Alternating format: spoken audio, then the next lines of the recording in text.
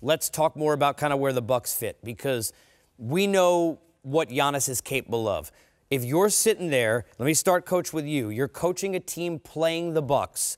What's your game plan of how to contain, to an extent, Giannis, or is it contain the supporting cast? What are you trying to do defensively the way you see the Bucks right now? Well, I'm not giving you my scouting report, just so you know. Well, what do you mean? What are we playing? Just give you some nuggets. Scouting report. Come just on, man. Just some nuggets, okay? The first one is personnel. How do you match up against Milwaukee? And how many positions can you match up against where you feel you have a decent chance?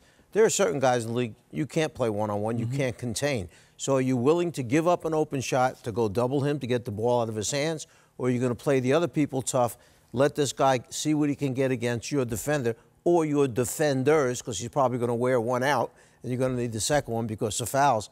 But matchups become the most important thing, your personnel, your depth, and that's why I've always felt it's so important to have multiple position players on your team.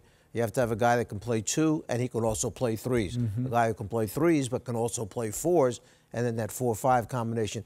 That's so important in putting the roster together. And then it's all the stuff that you've built up on personnel over the year. Force left, force right, force him to become a jump shooter, get him off the three-point line. All those things then add into what you're doing in your scouting report against that person. But it all starts with, you can write whatever you want, but if you don't have a guy that can do it, it's not happening. And I look at it, if the Milwaukee Bucks, it comes down to playoff basketball. I think in the regular season, they're showing they're really good. But when the game slows down and everybody knows your plays, and that's when you have those guys, like Coach said, that can make a play for you. After Coach draws up that play, he can still make the correct basketball play. They have those guys. And the guy for me is Eric Bledsoe. Looking at what he's been doing this year, I'm loving it. The 11 assists, not trying to score every time, not making it a one-on-one matchup against his guy. And if he can continue to get easy shots for Brook Lopez, easy shots for Chris Middleton, then they have a chance. But I look at it right now is, if Brook Lopez is not hitting shots, Bledsoe's not a stretch guy. Malcolm Brogdon has shot it well, but he doesn't take a lot of threes. They need another guy that can stretch the court and do a lot of things, like Coach said, a guy that can do a little bit of everything. How about a Mirotic type available? Would that help, having another shooter?